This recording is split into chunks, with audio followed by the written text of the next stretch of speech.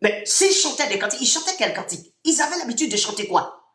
Est-ce que ce sont les vendeurs d'adoration, les vendeurs de louanges d'aujourd'hui qui vont composer des cantiques commercialisés, qui est une abomination, pour nous donner et qu'on va utiliser ces cantiques pour adorer Dieu? Donc, c'est-à-dire, dans ce siècle-là, nous utilisons les cantiques, les chants des vendeurs de louanges et des adorations pour adorer Dieu. Mais les disciples n'utilisaient pas les cantiques des vendeurs d'adoration et de louanges. C'était des cantiques inspirés. Colossiens 3,16, Éphésiens 5, 19. Entretenez-vous pas des psaumes, pas des hymnes, et pas des cantiques spirituels, chantant et célébrant de tout votre cœur le louange du Seigneur. Que la parole de Christ habite parmi vous abondamment. Instruisez-vous, exhortez-vous en toute sagesse, par des psaumes, par des hymnes, par des cantiques spirituels.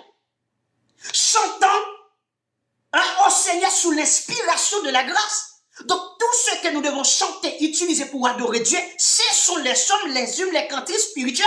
Ils se trouvent où? Dans la Bible. Mais vous utilisez des cantiques commercialisés, des marchands de louanges, des entrepreneurs évangéliques, des commerçants du temple qui vendent les adorations. Et c'est une abomination. Vous voyez ces gens qui viennent à vous, qui viennent commercialiser quoi? Les louanges. Ils voyagent par-ci, par-là, ils commercialisent quoi? Les louanges de Dieu, les adorations de Dieu. Vous voyez les concerts, les louanges, ils vendent quoi? Les louanges. Quand vous rencontrez les artistes évangéliques, vous connaissez beaucoup d'artistes évangéliques, n'est-ce pas? En réalité, oui. Ils font quoi? Ils vendent. Ils vendent quoi? C'est vrai. Les louanges. Ils s'enrichissent. Les louanges et les adorations, ce sont des vendeurs de louanges et des adorations. Donc, vous pouvez les appeler entrepreneurs, vendeurs. Tout comme les pasteurs qui sont devenus, je disais tout à l'heure, avant, il n'y avait que des pasteurs simplement pasteurs, c'est tout. Ces pasteurs sont devenus pasteurs-chanteurs. Parce que ces pasteurs ont vu que les vendeurs de louanges font beaucoup de l'argent dans la vente des louanges. Ces pasteurs aussi chantent pour pouvoir vendre ces louanges et avoir beaucoup d'argent. À un certain temps, après que ces pasteurs sont pasteurs et chanteurs en même temps, ils sont devenus pasteurs, chanteurs, écrivains. Ils écrivent des livres. Mais posez-vous la question, lequel des apôtres écrivant une épître qui vendait cette épître-là à l'église? Paul avait écrit plusieurs épîtres. Est-ce que Paul avait vendu ses épîtres à l'église de Corinthe, à l'église d'Éphèse? Vous écrivez des livres sur la sanctification. Vous écrivez des livres sur beaucoup de sujets bibliques. Vous prenez des versets bibliques. Vous dites que c'est Dieu qui vous a inspiré pour écrire ces livres. Mais Dieu a inspiré à Paul pour écrire un Corinthien, 2 Corinthiens, tous les épîtres, les évangiles, les apôtres. Ils ont écrit. Dieu les a inspirés. Mais Dieu les a inspirés pour qui? Exactement. Dieu les a inspirés pour l'Église. Ces hommes sont tout simplement des secrétaires du Saint-Esprit. Et le message n'est pas pour cet homme, mais c'est pour l'Église de Jésus-Christ. C'est de la nourriture que Dieu donne aux bergers pour ses brebis. Et la nourriture de Dieu pour les brebis sont des nourritures gratuites. Mais ces hommes ont vendu cette nourriture aux brebis. Au lieu que le berger nourrisse les brebis, ce sont les brebis qui nourrissent le berger. C'est vrai. Ça n'existe pas que les brebis nourrissent le berger. C'est le berger qui nourrit les brebis.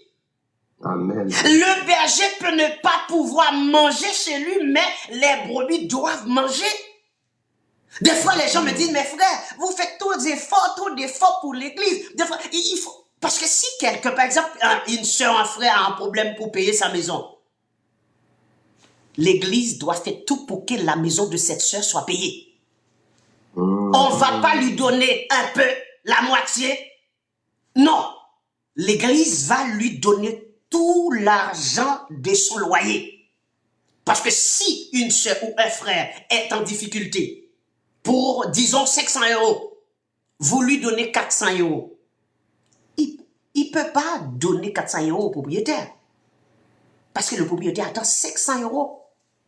L'église doit trouver 500 € pour que cette soeur soit dans la joie, dans l'allégresse d'être à l'église de Jésus-Christ de faire partie d'une famille aimante. Vous ne pouvez pas lui donner 400 euros. Quand vous lui donnez 400 euros, vous lui demandez d'aller coucher ou d'aller faire n'importe quoi pour retrouver l'autre 100 euros? Non. C'est vrai. Or, acte 44-45, acte 32 à 37, acte 6, le verset 1er, 2, 2 Corinthiens 9 dit que l'argent de l'église doit être redistribué. L'argent que les pasteurs ont collecté, l'argent que l'église a amassé, doit être redistribué entre tous selon le besoin de chacun, dit la parole. C'est le fondement des apôtres. Si vous ne redistribuez pas l'argent, c'est que vous n'êtes pas celui que Dieu a appelé, parce que vous ne faites pas ce que Dieu demande vraiment. Et c'est pour cela que je vous dis, cet évangile, si vous allez présenter ça à votre pasteur dans cette église traditionnelle-là, ils vont vous mettre à la porte. Vous allez dire à pasteur, mais vous collectez de l'argent, les offrandes que vous collectez, les collectes là. Vous faites quoi avec? Il va vous dire qu'on paye les loyers, l'électricité. Mais pasteur, et le reste? Vous allez faire quoi avec le reste de l'argent? Ben, qu'est-ce que je dois faire? Ça reste en caisse. Mais parce que dit la Bible sur l'argent collecté au milieu des disciples? Il faisait quoi avec? Et vous allez voir, l'argent a été redistribué entre tous selon le besoin de chacun. C'est quel verset ça, grand frère, s'il te plaît? Acte 4, 32 à 37. Acte 4, Acte 2, 44, 45. Acte 4, 32, 37. Acte 6, 1er, 2. 2 Corinthiens 8, 2 Corinthiens 9, je donne 2 Corinthiens 8, 2 Corinthiens 9, tout le chapitre. Parce que par là, vous allez pouvoir comprendre que vous n'êtes pas esclave, vous donnez ce que vous pouvez. On ne peut pas vous forcer à donner, ni vous dire combien donner. Parce que vous devez donner selon ce que vous avez. Exactement. Non pas au-delà de votre capacité financière. Ben, grand frère, excusez-moi, j'ai un autre témoignage, ce sera le dernier avant de vous interrompre. J'ai longuement parlé avec lui il y a quelques temps de cela. Et il m'a cité à continuer la dîme, à faire la dîme. Et puisqu'il m'a même fait comprendre que 2 fois, quand il enlève les enveloppes, il voit des sommes dérisoires. Et en fait, moi, ça m'a blessé le cœur, parce que je me dis, mais comment ça dérisoire? Il y en a qui donnent ça 10 euros, 20 euros, 15 euros, 5 euros. Ils trouvent que c'est dérisoire comme somme. J'ai dit, mais comment ça? Il m'a dit, ah, mais il y en a, ils prennent 600 euros pour acheter leur canapé, 1000 euros pour acheter des télés, et c'est tout ce qu'ils donnent à Dieu, 20 euros. Quand je lui ai répondu, ça m'a tellement choqué. Je lui ai dit, mais la personne, tu sais pas ce qu'il y a dans sa poche. C'est peut-être tout ce qu'il avait, tout ce qu'il peut te donner, tu connais pas. Toi, peut-être c'est dérisoire, mais peut-être que lui, c'est un tout. Donc, tu peux pas dénigrer à ce que quelqu'un il donne comme l'aumône. En plus, c'était de l'aumône, tu vois, chaque dimanche, on donne. Et ça m'a vraiment fait mal, en fait, et tout. C'est tout ça qui a commencé à me faire réfléchir, à me dire que non, en fait, je vois que c'est une escroquerie. Comment tu peux dire que quelqu'un qui donne de son cœur pour la maison du Seigneur, que c'est dérisoire? Regardons la différence entre Jésus-Christ et cet homme-là. Regardons. Et vous allez voir que ces hommes-là ne suivent pas Christ. Ils ne suivent pas Christ. Parce que s'ils suivaient Christ, ils auraient procédé comme Christ avait procédé.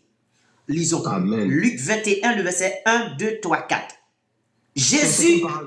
C'est quel chapitre, excusez-moi? Luc 21, le verset 1, 2, 3, 4. Luc chapitre 21, le verset 1, 2, 3, 4. Jésus ayant levé les yeux, vit les riches qui mettaient leurs offrandes dans le tronc. Il vit aussi une pauvre veuve qui y mettait 2 petites pièces. Et il dit, je vous le dis en vérité, cette pauvre veuve a mis plus que tous les autres. Amen. Car c'est de leur superflu que tous ceux-là ont mis des offrandes dans le tronc. Mais elle a mis de son nécessaire tout ce qu'elle avait pour vivre. Amen. Quelle est la différence? Celui qui donne peu, c'est celui qui donne plus. Mais l'escroc là, celui qui donne plus, c'est le plus important. Et ce phénomène dans les églises traditionnelles, où des pasteurs qui ont des ailes cachap, qui circulent, par exemple, si je faisais partie de ces faux pasteurs-là, vous auriez vu des ailes cachap, hein, qui comment dire, étaient en train de tourner en boucle sous mon écran, hein, et contribuer, supporter mon ministère. Je n'ai pas de ministère pour que vous supportez. Supportez quoi?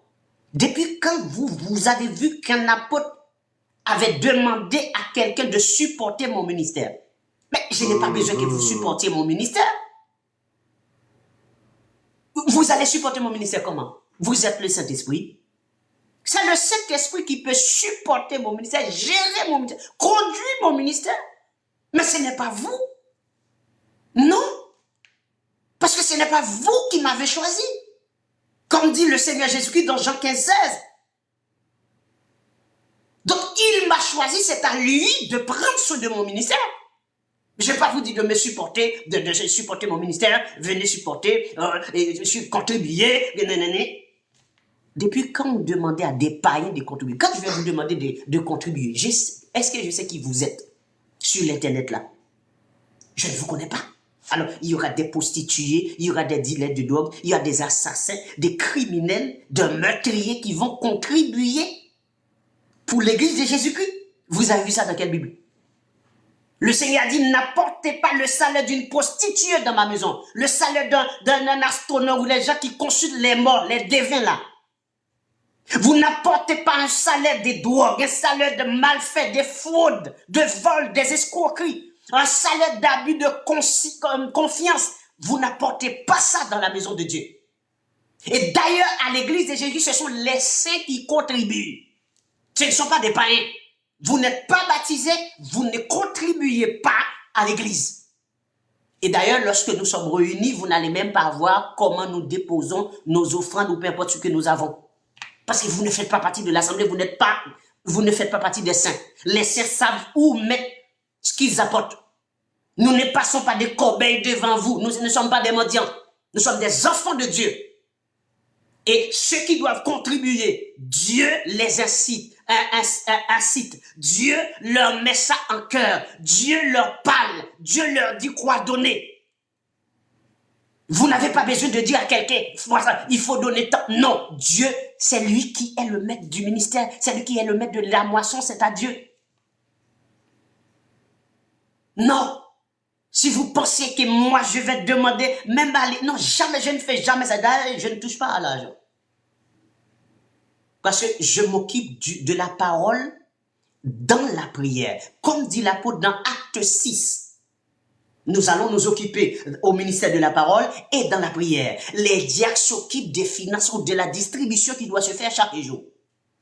Ça, c'est le fondement des apôtres. Mais l'argent, non. Je préfère dépenser mon propre argent. Je préfère vivre de mon propre. Et d'ailleurs, je ne touche rien et je n'ai pas besoin de l'argent de personne, comme dit Paul. Parce que je ne veux pas m'enlever ce sujet de gloire, de pouvoir parler largement avec ma bouche large.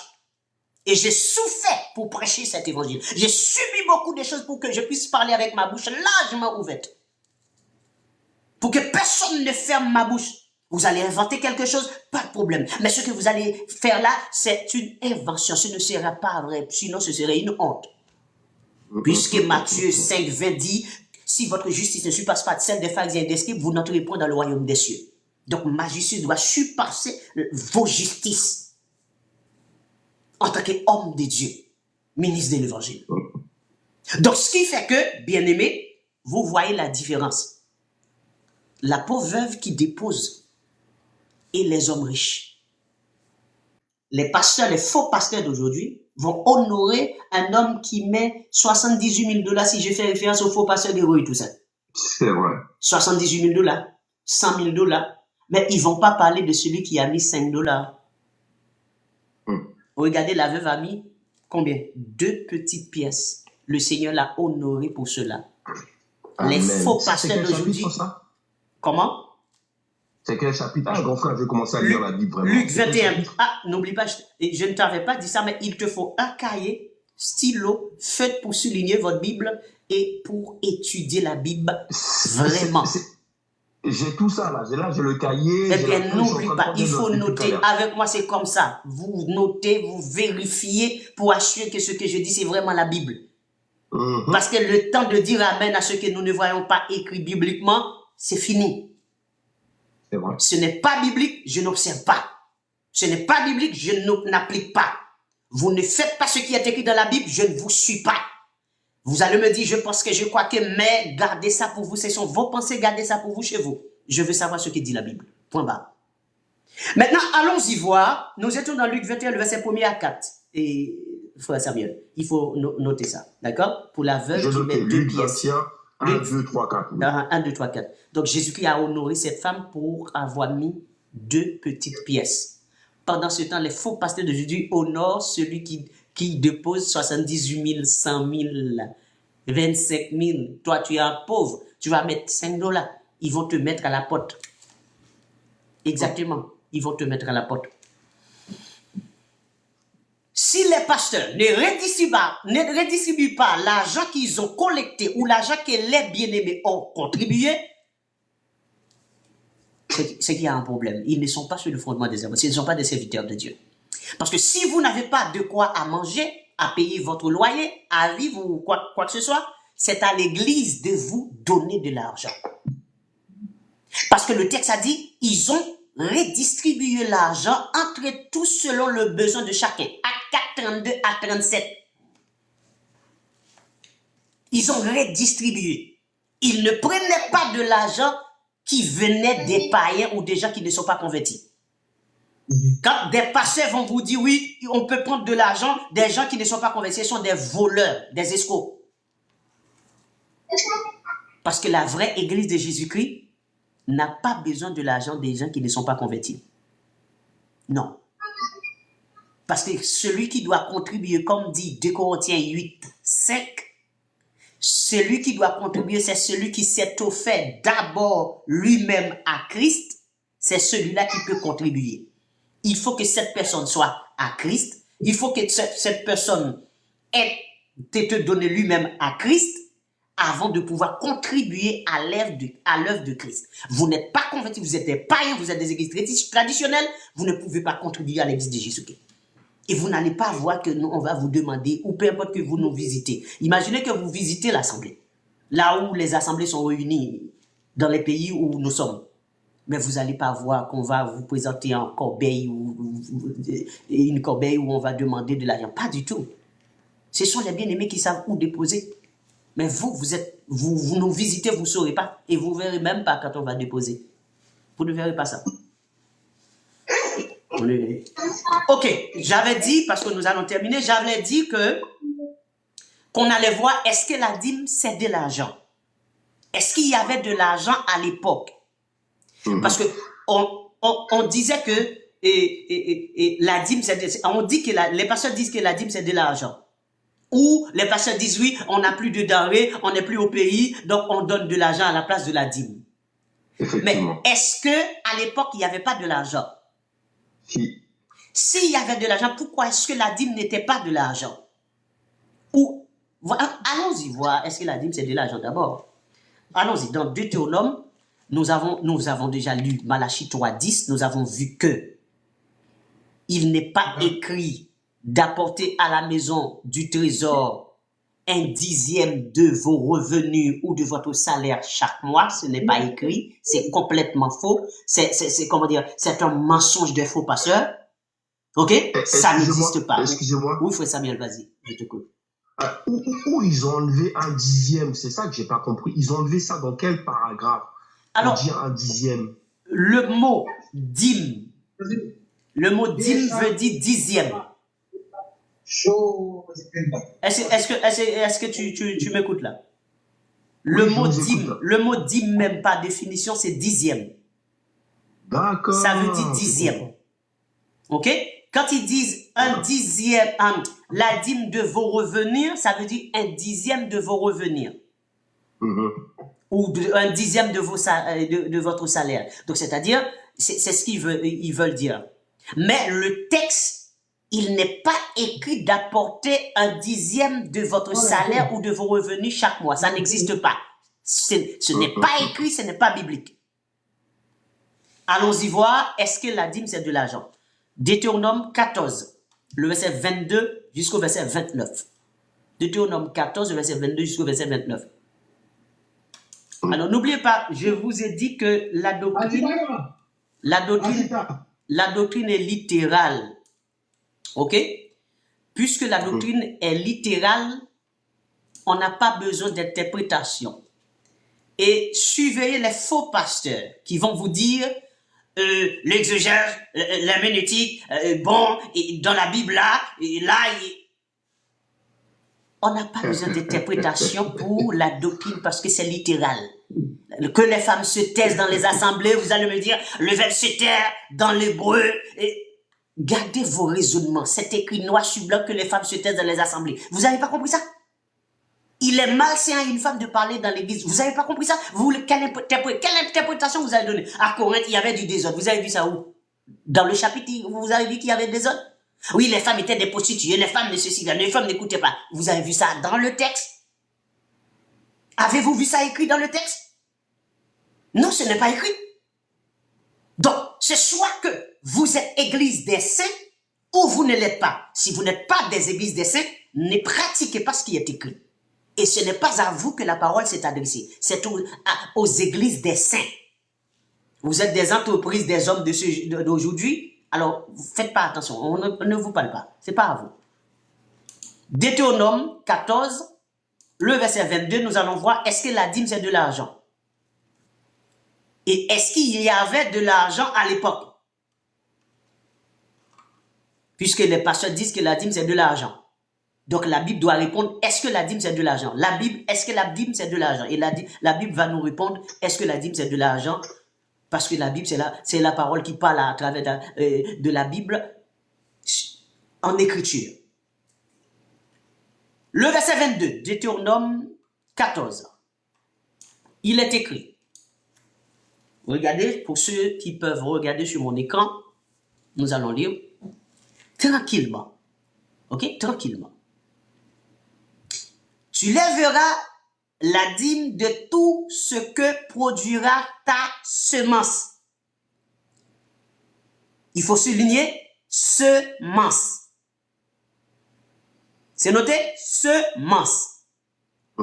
Tout ce que produira ta semence. Virgule. De ce que rapportera ton champ.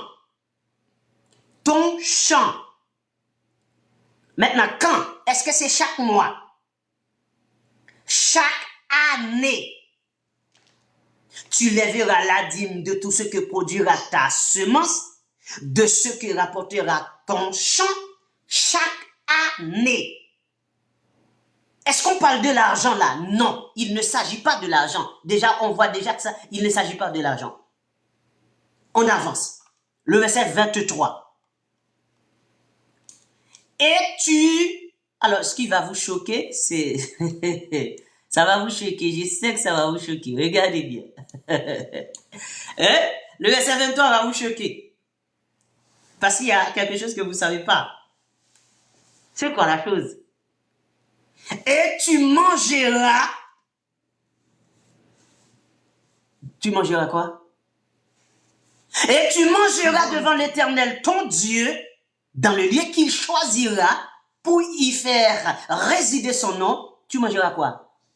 La dîme. Alors ça, c'est... En tout cas, j'aime ça, j'aime ça. Hein? Mon frère Samuel, tu mangeras ta dîme. Est-ce que tu as déjà mangé ta dîme, mon frère Samuel? Ah non. Tu mangeras ta dîme. J'aime ça, tu mangeras ta dîme. Il faut un repas tous les 4 mois ou je ne sais pas combien de temps. Mais... Si je devais attribuer ça à la Bible, au fondement des apôtres, je prendrais Acte 2, 46. Ce qu'on appelle la communion fraternelle. Le manger ensemble. Ça n'a rien à voir avec la dîme. Donc, c'est un acte fraternel, ça s'appelle manger ensemble. La communion fraternelle. La communion fraternelle. Ok? C'est ce qu'on fait, on mange ensemble. Parce que déjà, au cours de la Sainte Seine, vous voyez, avant que le Seigneur partage le pain et le vin, le texte a dit, pendant qu'il mangeait, Le pasteur ne va pas dire, il prit une coupe. Alors, il lisait Matthieu 26, 26, pendant qu'il mangeait, c'est le pasteur qui lit, pendant qu'il mangeait, il prit une coupe. Mais, et vous, vous étiez en train de manger? Le texte dit pendant qu'il mangeait, et vous, est-ce que vous étiez en train de manger? Parce que pendant qu'il mangeait, c'est la communion fraternelle. Il prit une coupe, il prit du pain, c'est la fraction du pain. C'est-à-dire la Sainte Seine. Le manger ensemble et la Sainte Seine. Avant, le manger ensemble, c'était la Pâque. Parce qu'il mangeait la Pâque d'abord, après, il partage la Sainte Seine. La Pâque, c'était lui, il n'est plus d'actualité, maintenant c'est le manger ensemble. Maintenant, le mec, il lit, pendant qu'il mangeait, il prit une coupe. Parce que j'ai été dans une église traditionnelle, un dimanche. Et puis, au matin, la Sainte Seine, ce n'est pas le matin, c'est le soir. Parce que c'est un souper. Ce n'est pas le matin, c'est un souper. Le soir étant venu, il se mit à table. C'est pas le matin étant venu, c'est le soir. C'est un souper. Ok? Donc, et je suis arrivé dans cette église traditionnelle et puis je voyais que ces églises traditionnelles qui participaient à ce truc que je ne peux pas appeler la communion fraternelle, la fraction du pain ou bien la Sainte Seine, je ne peux pas appeler ça la Sainte Seine parce qu'il n'y a aucun principe de ce que dit la Bible n'est respecté. Et puis, j'étais à côté d'une sœur et puis le pasteur qui disait, qui dit, pendant qu'il mangeait, et puis j'ai dit à la sœur, mais vous étiez en train de manger? Mais j'ai pas vu des assiettes, j'ai rien vu. Vous étiez en train de manger quoi? Je dis non, serviteur, on n'était pas en train de manger. J'ai dit, mais le pasteur dit pendant qu'il mangeait, vous n'étiez pas en train de manger. Jésus, avant de donner la Sainte Seine, ils étaient en train de manger. Donc vous étiez en train de manger? Non. Mais pourquoi il dit pendant qu'il mangeait? Ensuite, le soi-disant pasteur dit, il prit du pain. Et je dis, mais le texte a dit du pain. Mais je vois beaucoup de petits morceaux mais c'est quoi? C'est quoi ça? Le texte a dit, il le rompit. J'ai dit, mais j'ai pas vu où ton pasteur a rompu le pain. Il l'a rompu quand? Mais j'ai pas vu ça. Pourtant, c'est ce que le monsieur était en train de lire. Il prit du pain, c'était pas du pain, c'était des petits morceaux. Il le rompit, le mec n'a rien rompu. Il prit une coupe, le mec n'avait pas une coupe, c'était des petits verres. Donc, tout était à l'envers. C'était le contraire de tout ce qu'il disait. J'ai dit, c'est ça que vous appelez l'évangile. C'est ça que vous appelez le fondement des apôtres. C'est ça que vous appelez, vous êtes appelés des dieux, vous êtes des... Mais c'est faux. Tout est faux. Tout est faux. Tout est faux. Donc, nous regardons juste en face de nous. Le texte a dit, tu mangeras devant l'Éternel ton Dieu dans le lieu qu'il choisira pour y faire résider son nom. Quoi? La dîme de ton blé. Voilà pourquoi la dîme était au pluriel. La dîme de ton mou et de ton huile et les premiers-nés de ton gros et de ton menu bétail, afin que tu apprennes à craindre toujours l'Éternel ton Dieu. Tu vas manger quoi, mon frère Samuel? Mon frère Samuel, est-ce que tu es là? Tu vas manger quoi? Le texte a dit quoi? Tu vas manger ta dîme. De la nourriture. Ouais. Mais excusez-moi, grand frère, regarde, tu vois, par exemple, ce que tu me dis, moi, je suis tout à fait d'accord avec toi selon les textes. Mais regarde comment ils transforment ça. Ils vont te faire, tu vois, puisque cette question, j'ai déjà posé cette question, tu vois, du genre où, pourquoi on doit donner son salaire? Ils m'ont fait comprendre que, aux temps anciens, on faisait les bétails, les moutons, les ceci, les cela. Mais aujourd'hui, de nos jours, maintenant, on fait plus tout ça. Je dis, mais si, il y a des gens qui font encore des bétails, des moulins, tout c'est comme aux temps anciens. Il me dit, oui, mais quand tu travailles, on te donne ton salaire. Et maintenant, le salaire, ça représente la dîme. Je dis, mais c'est pas ce qui est écrit là, puisque il y a des gens qui travaillaient à l'époque et on leur donnait de l'argent aussi.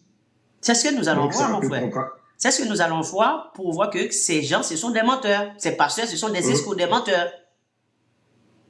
Ah, mais je le vois là, je l'ai. Donc, C'est écrit dans les textes. la dîme là que tu dois lever là, tu dois aller dans le temple pour manger ça. Maintenant, la question, est-ce qu'il y avait de l'argent à l'époque? Et s'il y avait de l'argent, pourquoi est-ce qu'ils ne donnaient pas de l'argent? Est-ce qu'ils pouvaient donner de l'argent bien s'ils avaient de l'argent? C'est ce que nous allons voir dans le texte. Le verset 24, en sachant que la dîme, on mange ça. On mange ça. Ok? La dîme, on mange ça. Donc, si on mange ça, on ne donne pas ça au pasteur. Il faut manger ça. Donc, prochaine fois, vous allez dans ce bâtiment qu'on appelle l'église là. Vous dites que aujourd'hui, vous avez décidé de manger votre dîme dans ce lieu-là, comme c'est celui-là que Dieu a choisi. Donc, vous allez manger la dîme ici là. Et vous mangez ça. Et puis, vous pouvez, bibliquement, c'est ce que Dieu vous a demandé de faire. Puisque la dîme existe encore, moi, je viens manger ma dîme ici. Le verset 24. Portez attention sur le verset 24. Ok. Peut-être lorsque l'Éternel, ton Dieu, t'aura béni, le chemin sera-t-il trop long pour que tu puisses transporter ta dîme à cause de ton éloignement du lieu qu'aura choisi l'Éternel, ton Dieu, pour y faire résider son nom? Parce qu'il y avait des gens qui habités loin du temple. À ce moment-là, ils doivent faire quoi? Parce que le Seigneur les a bénis, et la dîme a augmenté, il y a beaucoup de denrées, beaucoup de semences. Donc pour rapporter tout ça, pour aller dans le temple et manger tout ça, le lieu est trop loin. Le lieu sera trop loin. Ils doivent faire quoi avec tout ça? Regardons. Ça va vous faire rire encore, hein? Ça va vous choquer encore, mais regardez. Le verset 27. Regardez, ça va vous choquer. Regardez dans votre Bible. Deutéronome 14, le verset 27. Alors, tu échangeras ta dîme contre de l'argent. Je m'arrête là. Mon frère Samuel, regardez ce texte. Je veux que toi-même tu le lis. Et tu gardes ça en tête. Le verset 25, Deutéronome 14. Je t'écoute, mon frère bien-aimé. Mon frère Samuel, est-ce que tu es là?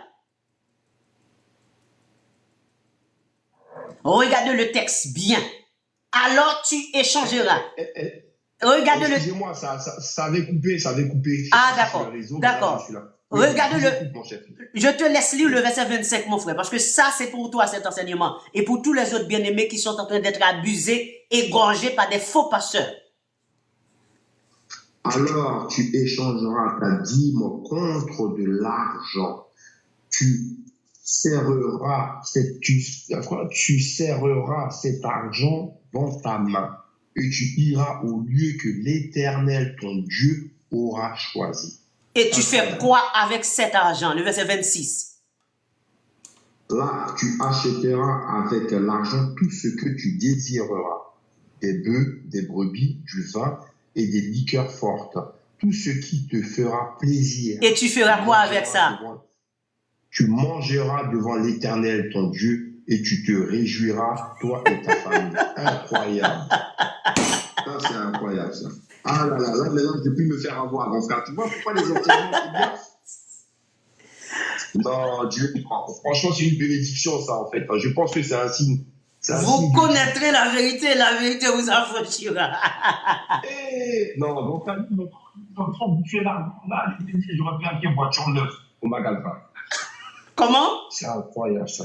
J'ai dit là, avec tout l'argent qu'on a dépensé, là, on aurait pu acheter une voiture neuve au magasin.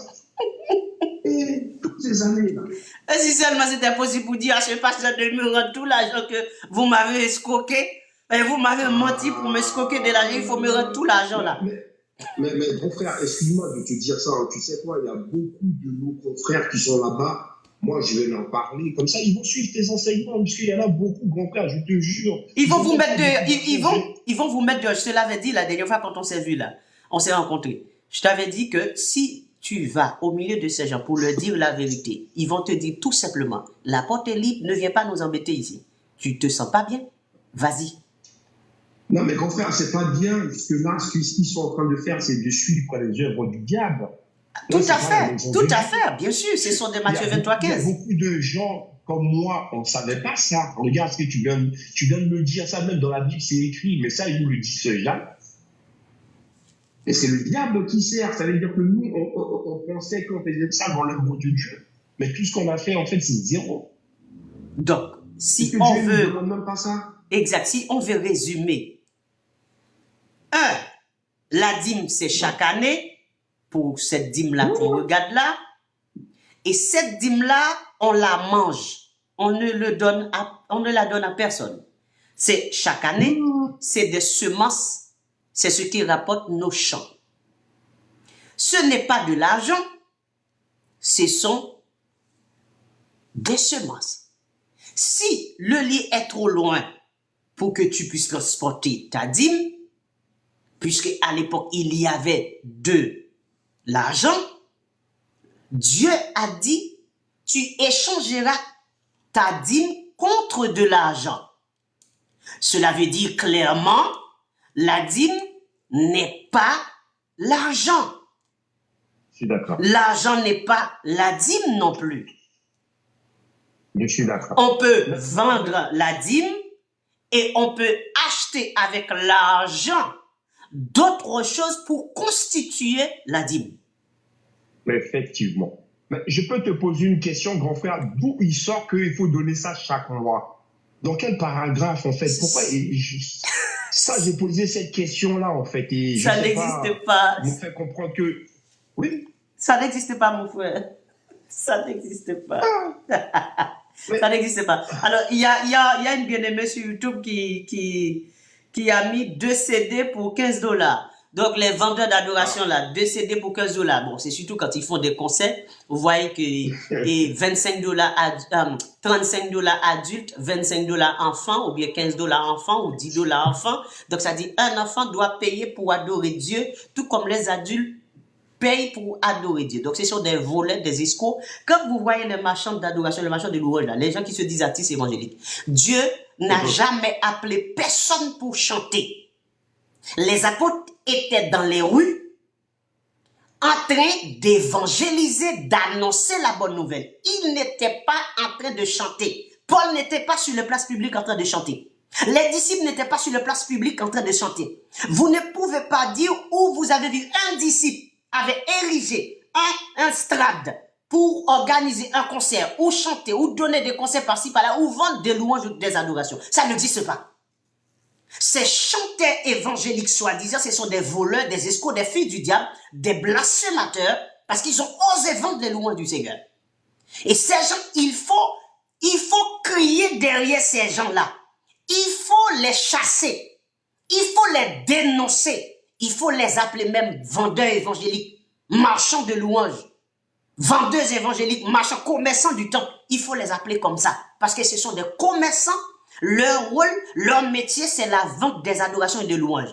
Donc, ce sont des voleurs. Ces gens ne sont pas des enfants de Dieu. Et d'ailleurs, ces gens, ils se préparent pour l'enfer. Ils ont tout droit en enfer pour avoir vendu les louanges du Seigneur, les adorations du Seigneur. Vous voyez le mec, il a beaucoup d'argent, il achète sa maison. Par quel moyen? En vendant des adorations et des louanges. Ils voyagent par-ci, par-là pour faire quoi? Pour vendre des adorations, des louanges. C'est pour cela que je vous dis, les pasteurs d'aujourd'hui là, ils étaient pasteurs tout court, ils sont devenus pasteurs chanteurs. Maintenant, c'est pasteur chanteur écrivain. Maintenant, pasteur chanteur écrivain n'est pas suffisant. C'est pasteur chanteur écrivain entrepreneur. Donc, les pasteurs ont 4 habilités. C'est pour cela qu'ils sont plus riches que tout le monde. C'est eux les plus belles voitures, eux les plus belles maisons, eux qui ont tous les éloges. Les présidents, ce sont leurs amis, les députés, les sénateurs, les chefs d'entreprise, les footballeurs, ce sont leurs amis. Et ils ont utilisé une boule cristal pour attirer ces hommes d'affaires, ces hommes politiques à eux, pour que ces gens puissent faire des grandes offrandes, des grosses offrandes, pour que ces gens puissent remplir leurs poches. Donc c'est pour ça que vous avez ces pasteurs qui ont 4 titres, 4 entités. Pasteur, chanteur, écrivain, entrepreneur. Parce qu'ils doivent blanchir l'argent qu'ils ramassent. Et il n'y a pas de blanchisseur d'argent que dans les églises traditionnelles. Tous les pasteurs des églises traditionnelles, ce sont des blanchisseurs d'argent. Ce sont des escrocs. Des entreprises. Et d'ailleurs, c'est pour cela qu'ils ont étudié la théologie, pour pouvoir égorger les gens légalement. Parce que l'État ne va rien dire quand un pasteur égorge des gens. Parce qu'il a un diplôme de pasteur. Or, les apôtres n'avaient pas de diplôme. La théologie n'existait pas. La théologie est diabolique et satanique. La théologie vient de Platon et d'Aristote. Platon a formulé le concept. Aristote l'a développé. La catholique romaine, Aristote a continué le concept, a développé le concept. Et puis, la catholique romaine a développé ce concept. C'est pour cela, le tout premier docteur et enseignant en théologie, c'était Thomas d'Aquin, un théologien catholique. Donc cela n'a rien à voir avec la Bible. Les apôtres n'étaient pas théologiens. Paul a dit dans Éphésiens 3, 4, c'est par révélation que j'ai eu connaissance du mystère, sur lequel que je viens d'écrire en peu de mots. En les lisant, vous pouvez vous représenter l'intelligence que j'ai du mystère de Christ. Et quand vous voyez, vous rencontrez un homme de Dieu, un ministre de l'évangile qui parle de la parole de Dieu, vous ne pouvez pas nier que cet homme-là a la connaissance de la parole. Cet homme-là est appelé, cet homme-là est un homme de Dieu. Cet homme-là parle par l'esprit, cet homme-là parle la parole parce qu'il parle d'après la parole et d'après ce que l'esprit avait transmis aux secrétaires qui étaient les apôtres, les prophètes, dans des livres. C'est ce qu'ils répètent, c'est ce qu'ils annoncent. Mais quand vous êtes tombé sur ces escrocs, ces voleurs, et maintenant ça va être pire parce que vous n'utilisez plus votre Bible, maintenant c'est en téléphone portable que vous utilisez. Et quand vous avez votre téléphone portable, vous n'êtes pas forcément sur une application biblique. Vous êtes dans des vidéos en train d'envoyer des messages. Vous n'avez pas le temps pour vous concentrer sur Dieu. Et Dieu ne peut pas donner des révélations parce que tout le monde est occupé. Vous demandez à être rempli comme les disciples, comme les apôtres, à être comme l'église primitive. Mais sauf que vous ne réunissez pas comme les églises primitives, comme l'église primitive.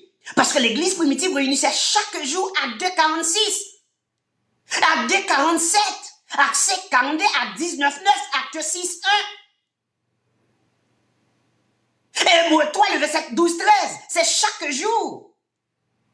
Hébreux 4, le verset 7. Chaque jour, l'église réunissait, ce n'est pas le dimanche matin, les disciples ne réunissaient pas le dimanche matin. C'est chaque jour à 15 heures. À la 9e heure, 15 heures de l'après-midi, les disciples réunissaient. Vous voulez avoir la puissance des disciples, l'onction des disciples, mais sauf que les disciples, à 2, 44, 45, ils vendaient leur propriété, le bien et partageaient le produit entre tous et selon le besoin de chacun.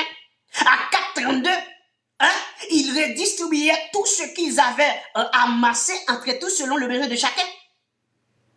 Même un lévite qui ne devait pas donner, un lévite a vendu ses terres et donné l'argent et ils ont redistribué. Aujourd'hui, l'argent n'est pas redistribué. Ils ont gardé l'argent dans une banque pour le pasteur et sa famille, ses enfants. C'est pour cela qu'il a mis son fils pasteur après lui pour que l'héritage puisse continuer. Il dit que quand vous payez la dîme, vous serez riche. Pendant ce temps, vous êtes pauvre. Vous n'arrivez même pas à manger. Et lui qui ne paye jamais la dîme, c'est lui qui est riche. Regardez pourquoi le milieu haïtien, dans le milieu haïtien, regardez Grégory Toussaint.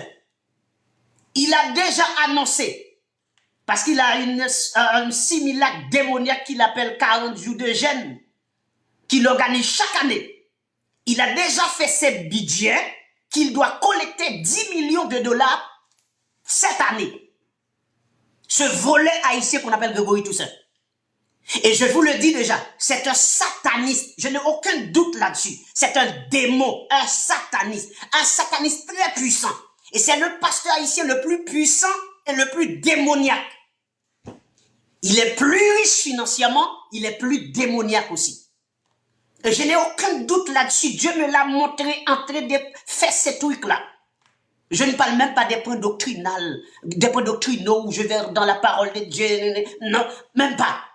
Je vous parle que Dieu me l'a montré. Je ne peux pas être un homme de Dieu, je vais voir tel pasteur pour que Dieu ne me le montre pas. Sinon, je ne suis pas un homme de Dieu. Je ne suis pas un homme de Dieu. Quand vous voyez ce Grégory faisait un jeûne, il était amaigri. Vous savez pas pourquoi il faisait ce jeûne, il était amaigri? Il devait prendre des degrés après le jeûne. Regardez Grégory Toussaint maintenant. Il est devenu puissant. Il a organisé une marche où beaucoup, des milliers de personnes le suivent. Il voulait vérifier sa popularité. C'est un démon, un sataniste. Et il n'y a pas de doute là-dessus. Il a déjà ses budgets, 10 millions. Il doit collecter 10 millions de dollars pour les 40 jours. Je crois qu'il va commencer en juin. 40 jours. 10 millions de dollars. Vous vous imaginez les disciples qui avaient tellement d'argent comme ça? Vous imaginez un homme de Dieu qui ramasse 10 millions de dollars pendant 40 jours, 10 millions pendant 40 jours. Pendant la marche là, la marche qu'il avait organisée, vous vous rappelez combien de millions qu'il avait ramassé? Je crois que c'était 200 millions de dollars qu'il avait ramassé. Franchement. En tout cas, je vous dis la vérité, c'est à vous d'accepter de prendre ou pas, je ne vous force pas. Acte 13, 48 est clair. Alors, je veux être clair pour tous les gens qui me regardent. Je ne suis pas en train de prêcher, d'annoncer et de dénoncer pour vous convaincre ou pour vous dire de croire dans ce que je dis. Loin de là. Acte 13, 48 est clair. Tout ce qui était destiné à la vie éternelle crurent. Donc, le fait de croire dans ce que je suis en train d'enseigner ou de faire là, cela ne dépend pas de vous. Cela dépend de Dieu. Et cela dépend si vous avez été prédestiné. Si vous n'êtes pas prédestiné à croire, vous ne croirez pas. Et cela, I don't mind. Continuons. Donc, dans le verset 26, nous avons vu, le verset 25-26, la dîme n'était pas l'argent. Et le peuple pouvait échanger la dîme contre de l'argent et garder cet argent dans leurs mains et aller dans le lieu que Dieu avait choisi. Et là, le peuple devait acheter ce qui leur fera plaisir. Et dans ce qu'ils devaient acheter, de ce qui leur avait fait plaisir, c'était des bœufs, des brebis, du vin et des liqueurs fortes. D'accord? Tout ce qui leur ferait plaisir, il mangera là. Donc, ce qui fait que la dîme n'est pas de l'argent. Quand un pasteur vous dit que la dîme, c'est de l'argent, dis-lui de vous prouver où dans la Bible, la dîme, c'est de l'argent. 1. 2. Demande-lui de vous prouver bibliquement où il est écrit qu'il faut que vous donniez 1/10 de votre salaire ou de vos revenus chaque mois. Dans quelle Bible cela est écrit? S'il vous donne le texte qui dit que vous devez donner 1/10 de votre salaire ou de vos revenus chaque mois, je ne prêche plus. Et j'arrête. Parce que je serai un menteur dans ce sens-là. Mais si vous voyez qu'il ne peut pas vous le donner, sortez de ces camps de concentration, sortez de ces entreprises et revenez sur le fondement des apôtres. Je sais, beaucoup parmi vous, vous êtes baptisés au nom du Père, du Fils et du Saint-Esprit. Mais laissez-moi vous dire que vous n'êtes pas baptisés. Vous n'êtes pas encore baptisés. Vous êtes baignés. Pour vous, en France, aux États-Unis, Canada, qui vous êtes baptisés dans des piscines, baignoires ou pelles de tractopelles, vous n'êtes pas baptisés. Des piscines gonflables avec de l'eau réchauffée. Parce que l'eau dans laquelle vous êtes baptisés, c'est de l'eau chaude, réchauffée dans une piscine gonflable. Vous n'êtes pas baptisés. Vous êtes baptisés au nom du Père. Vous ne connaissez même pas le nom du Père. Donc, vous n'êtes pas baptisés. Vous êtes baptisés au nom du Saint-Esprit. Vous ne connaissez même pas le nom du Saint-Esprit. Vous n'êtes pas baptisés. D'ailleurs, le pasteur qui vous a baptisé, lui-même n'est pas baptisé. Donc, c'est incompréhensible de dire que vous êtes baptisés. Mais si votre pasteur lui-même n'est pas baptisé, comment vous êtes baptisé? Vous êtes passé par où pour être baptisé? Si un pasteur théologien vous a baptisé, vous n'êtes pas baptisé. Parce qu'un théologien n'est pas appelé par Dieu. Un théologien ne peut pas vous baptiser. Un théologien ne peut pas vous baptiser. Parce qu'il n'est pas appelé par Dieu. Un théologien est un faux pasteur. Ce n'est pas un vrai pasteur, c'est un faux pasteur.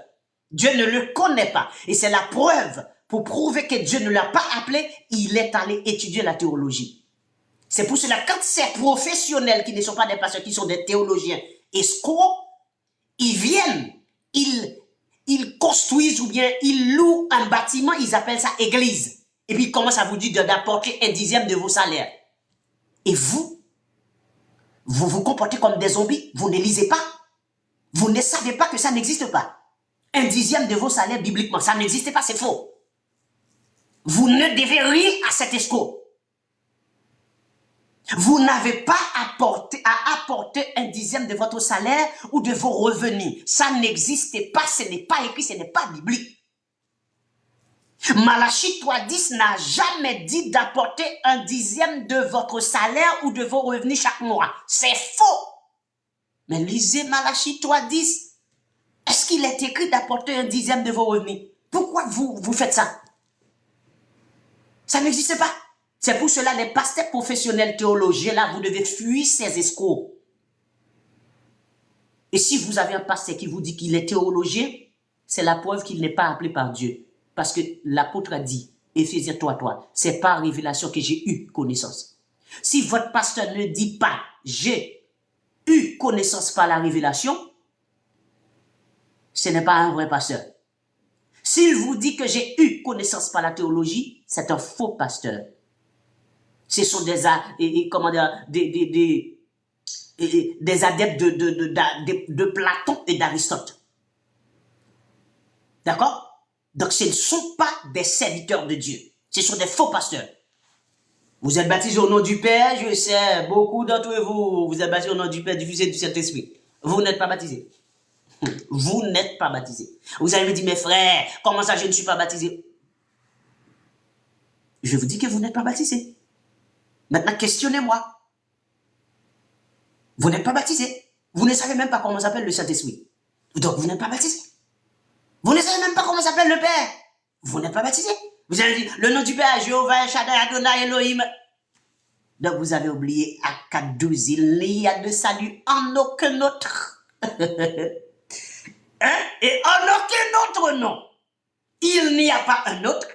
Il n'y a pas un autre nom. Et maintenant, vous allez me parler Jéhovah et Shaddai Adonai. En plus, Jéhovah. Vous êtes sorti avec quoi? Avec Jéhovah d'où? Jéhovah, ce n'est pas le nom de Dieu. Comme il y a une sorte de chant de nos frères et sœurs africains qui dit Jéhovah est son nom. Mais c'est faux, Jéhovah n'est pas son nom. Vous ne lisez pas Acte 12, vous lisez quelle Bible? Le texte a dit il n'y a pas un autre, il n'y a pas un autre nom. Vous dites que Jéhovah est son nom. Vous avez trouvé ça où? Hein? Jean 17, le verset 6, il dit, je fais connaître ton nom aux hommes que tu m'as donné du milieu du monde. Si vous ne connaissez pas le nom du Père, va voir les apôtres. Allez voir les apôtres puisque le nom du Père a été révélé aux apôtres. Jean 17, 6. Vous ne connaissez pas le nom du Père, allez voir les apôtres et vous saurez le nom du Père. Mais quand vous allez, Jéhovah est son nom. C'est dans quelle Bible vous avez vu que Jéhovah était son nom? Où ça? Donc, Charles Tazussel, franc-maçon 33e degré, sataniste de son état. Donc, c'est lui qui vous dit comment s'appelle votre Dieu. Donc, vous n'acceptez pas de croire le nom que les apôtres vous ont révélé, mais vous croyez à ce nom que Charles Tazussel vous a donné. Hein? Les Adventistes du 7e jour, Miller en tant que franc-maçon sataniste, les Branhamistes, Branham en tant que sataniste franc-maçon, Joseph Smith en tant que franc-maçon, et toute la confrérie était des francs-maçons, des satanistes renommés. Et ce sont ces hommes-là que vous suivez, au lieu de suivre les apôtres. Il y a des gens qui disent que moi je ne suis pas les paroles de Paul, j'écoute Jésus. C'est faux. Vous ne pouvez pas être sauvé si vous ne suivez pas les paroles de Paul, les paroles des apôtres. Si vous ne respectez, n'appliquez pas les paroles, les enseignements des apôtres et des disciples, vous ne pouvez pas être sauvé. Jean 17, 20. Jean 17, 20. Vous voulez que je lise Jean 17, 20 pour vous? Lisons Jean 17, 20. Jean 17, 20. Vous allez voir si vous ne faites pas ce que les apôtres disent. Vous ne pouvez pas être sauvé. Claire. Jean 17, le verset 20. Ce n'est pas pour eux seulement que je prie, mais encore pour ceux qui croiront en moi par leur parole. Ce n'est pas pour les disciples et les apôtres que j'ai pris seulement. Mais j'ai pris pour ceux qui viendront parce qu'ils croiront aux paroles des apôtres. Donc vous ne croyez pas dans les paroles de Paul, le plus grand des apôtres. Et celui qui a plus écrit. L'en fait tout droit. Ensuite la GN. Oh, vous voulez d'autres textes? Oh, laissez-moi vous donner d'autres textes. Hein? 1 Corinthiens 15. Vous pensez que si vous ne croyez pas dans les paroles de Paul, vous allez être sauvé? C'est faux. Vous allez tout droit en enfer. Tout droit en enfer. C'est soit que vous avez la même Bible que moi, ou que vous lisez dans la Bible des Massi m'a dit là, des homos là. Allons-y. 1 Corinthiens 15. Parce qu'il y a deux Bibles. La Bible des démons et la Bible de Jésus, la Bible de Jésus-Christ, c'est-à-dire la Bible dans laquelle où sont compilés les écrits qui ont été inspirés de Dieu aux prophètes, aux apôtres. 1 Corinthiens 15. Je vous rappelle, frères, l'évangile que je vous ai annoncé, virgule, que vous avez reçu, virgule, dans lequel vous avez persévéré, virgule, et par lequel vous êtes sauvés, virgule. Ce n'est pas vous allez être sauvés, hein. Vous êtes sauvés, hein, virgule. Si vous le retenez tel que je vous l'ai annoncé, autrement, vous auriez cru en vain. Autrement, c'est la GN. Vous ne croyez pas dans les écrits de Paul? Hey, mon ami, vous irez en enfer sans escale. Sans escale. Et vous n'aurez même pas besoin de pilote. Vous allez tout droit en enfer. C'est clair. Noir sur blanc, c'est écrit là. L'évangile que je vous ai, dans lequel vous avez, par lequel vous êtes sauvés, si seulement, vous le retenez tel que je vous l'ai annoncé. Autrement, vous auriez cru en vain. Maintenant, continuez à me dire que, mais c'est Paul qui a dit, je ne permets pas à la femme. Il y en a un qui m'a dit sur Facebook, ouais, le texte a dit je. Est-ce que tu as compris ce que veut dire je? Ou l'autre a dit, mais la Bible a dit que la femme peut prophétiser, donc la femme peut prêcher. Ah bon? Donc, le même apôtre qui vous dit toute femme qui prophétise, c'est le même apôtre qui dit les esprits des prophètes sont soumis aux prophètes. C'est le même apôtre qui dit, comme dans toutes les églises des saints, ce n'est pas seulement à Corinthe, dans toutes les églises des saints, que les femmes se taisent dans les assemblées, car il ne leur est pas permis d'y parler. Selon que le dit aussi la loi. Car il est malséant à une femme de parler dans l'église. Si elle veut s'instruire sur quelque chose, qu'elle interroge le mari à la maison. Vous n'avez même pas le droit d'interroger quelqu'un au milieu de l'assemblée. Même après l'assemblée, vous ne pouvez pas le faire. Le texte a dit, vous interrogez votre mari. Peut-être que vous allez interpréter ça d'une autre manière. Interrogez votre mari à la maison. Donnez-moi l'hébreu ou dans le grec. Le mot interroger. C'est ce que je mets. Ah, serviteur, le mot c'était dans l'hébreu, dans le grec. Explique-moi le mot interroger son mari à la maison dans le grec, dans l'hébreu. Comme je ne parle pas grec ni hébreu. Explique-moi le mot hébreu et le mot grec. Interrogez votre mari à la maison. Si vous ne comprenez pas ça en français, vous allez interroger. Vous n'avez pas le droit de poser des questions dans l'assemblée. Vous n'avez pas le droit de parler dans l'assemblée femme chrétienne.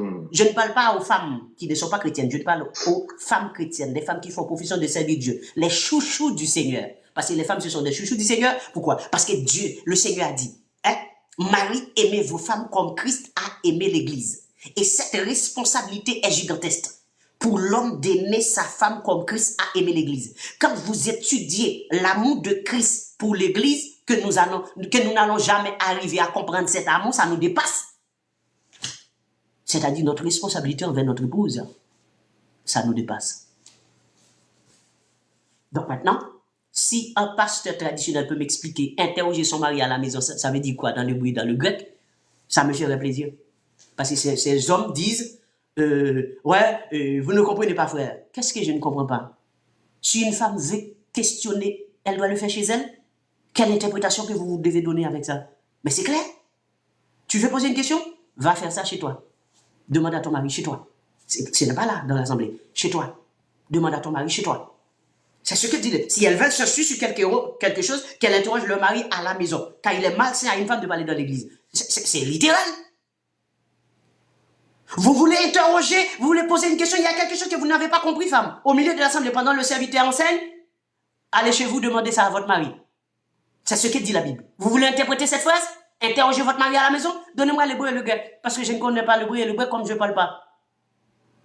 Vous choisissez. Hein? Le verbe sectaire, vous allez me donner l'hébreu, parce que comme je ne comprends pas. Maintenant, vous allez me dire, mais la Bible a dit qu'elle peut prophétiser, donc elle peut prophétiser dans l'église. Mais mon ami, c'est l'apôtre qui dit qu'elle peut prophétiser, mais le même apôtre qui a dit qu'elle ne peut pas parler dans l'assemblée. Or, prophétiser, c'est parler. Maintenant, la question est, si elle peut prophétiser, elle ne peut pas le faire dans l'assemblée, pendant le service. Elle peut le faire où? Mais c'est la Bible qui doit répondre à cette question. Vous avez toutes les prophétesses dans la Bible. Allez-y, consultez ces prophétesses. Je vais voir Déborah, elle prophétisait où? Sous le palmier de Déborah. Je vais voir Hilda, elle prophétisait où? À Jérusalem, dans l'autre quartier. Je vais voir Marie, elle prophétisait où? Pendant qu'on allait dans la mer Rouge. Et Marie prophétisait avec les femmes. Elles étaient ensemble et elles commençaient à chanter. Il se trouve que la chanson qu'elle chantait, c'était ce qui allait se passer. Donc c'était une chanson prophétique. Je suis allé voir Anne, je voyais que Anne prophétisait dans le temps. Puisque dans le temps, il y a plusieurs parvis, donc il me faut savoir dans quel parvis se trouvait Anne. J'ai vu que dans le temps, il y avait le parvis des païens, le parvis des femmes, le parvis des hommes, ou la cour d'Israël, et le parvis des prêtres. Donc automatiquement, j'ai vu que Anne prophétisait dans le parvis des femmes, puisque les femmes n'étaient pas dans le même lieu que les hommes. Vous le savez. Et quand vous prenez un texte dans l'Ancien Testament pour montrer que la femme a le droit de prêcher ou de parler dans l'église, vous vous suicidez, puisque dans l'Ancien Testament, la femme, quand elle avait cette période, elle ne pouvait même pas se présenter dans le temple. Si elle avait mis au monde un enfant mâle, c'est-à-dire un garçon, elle devait passer 33 jours chez elle. Si elle avait mis une fille au monde, elle devait passer 66 jours chez elle. Pourtant, ce n'est plus d'actualité. Et vous allez prendre un verset dans l'Ancien Testament pour montrer que les femmes peuvent prêcher. Vous voyez pas que vous êtes en train de vous suicider? Vous allez prendre que la femme a été au cimetière. Mais quel rapport? La femme a été au cimetière. Donc ça veut dire quoi? Oui, c'est la femme qui a apporté le message. Quel message? Les apôtres n'avaient pas encore l'évangile. Les disciples ne connaissaient pas encore Jésus. Donc les femmes allaient apporter le message. Or, les femmes ne savaient même pas que le Seigneur avait été ressuscité. C'est l'ange qui leur a annoncé. Et l'ange qui leur a dit, n'oubliez pas, le Seigneur a dit qu'il les attendait dans le lieu de rendez-vous. Matthieu 28, 16. Est-ce que dans le lieu de rendez-vous, quand les 11 s'étaient présentés devant Jésus, il y avait une femme? Est-ce qu'il y avait une femme que Jésus-Christ avait dit, allez, faites de toutes les nations des disciples? Jésus-Christ ne s'est pas adressé aux femmes. Allez. Jésus-Christ n'a pas envoyé les femmes évangéliser. Jésus-Christ n'a pas envoyé les femmes prêcher. Ça n'existe pas. Si vous avez un texte, donnez-le-moi parce que je n'ai jamais trouvé ça. Est-ce que les femmes avaient vu quand Jésus montait au ciel, après qu'il ait parlé aux disciples, il ait donné la grande commission, les dernières recommandations? Est-ce qu'il y avait une femme là? Est-ce qu'il y avait une femme qui voyait Jésus qui montait pendant qu'il parlait aux disciples? Aucune femme n'était là. Pourquoi une femme n'était pas là? Pourquoi? Puisque Dieu les a donné le mandat de prêcher, il y a le ministère de la femme. Vous avez trouvé ça où? Ministère de la femme. Ça existait où? Ça existe où? Et non seulement ça, il a choisi 12 apôtres. Je sais que c'est faux pasteur d'aujourd'hui. 12 apôtres, ils auraient fait comme les hommes politiques. L'égalité des chances, c'est ça? 6 hommes, 6 femmes. Parce que sinon, vous êtes féministe. Vous êtes, comment on dit encore? Comment on appelle les hommes? Les patriarcats. Exact. Donc, vous allez mettre 6 hommes, 6 femmes. Il a pris 12 hommes. Même pas une femme. Il a envoyé 72 disciples évangélisés. Il n'y avait même pas une femme parce que Jésus-Christ n'envoie pas les femmes. Au lieu de choisir une femme apôtre, il a choisi un démon. Prédestiné à être péri. Prédestiné à la perdition. Donc il a choisi un fils de la perdition au lieu de choisir une femme apôtre. Pourquoi? Pourquoi? Répondez-moi. Oui, pourquoi? Je ne sais pas. Pourquoi il n'y a pas de femme en fait? Parce que si ils avaient la Bible, ils auraient compris pourquoi Dieu a fait ça. Ils auraient compris cela. Ils auraient compris. Maintenant, vous dites qu'ils prennent, non seulement ils prennent la femme qui était au cimetière, ils ont pris, le pire des choses, c'est que ces gens ont pris la femme samaritaine, disant que la femme samaritaine était évangéliste. Oui, la femme samaritaine a été prêchée. Donc, ils ont parlé Jean 4,16 que Jésus-Christ avait dit à la femme, tout simplement, va chercher ton mari et reviens. Voilà ce que Jésus-Christ avait dit à la femme. Les disciples arrivaient dans le verset 27, en voyant Jésus parler à cette femme, ils étaient étonnés le fait que Jésus parlait à une femme parce que c'était un déshonneur, c'était dégradable. C'est pas que je n'ai rien contre les femmes. J'aime les femmes parce que ce sont les chouchous de Dieu, les femmes. Je parle des femmes qui font profession de servir Dieu. Je ne suis pas quelqu'un anti-femme ou je ne dis pas, ça n'a rien à voir. Je parle de l'évangile, je dis ce qui est écrit. D'accord? J'aime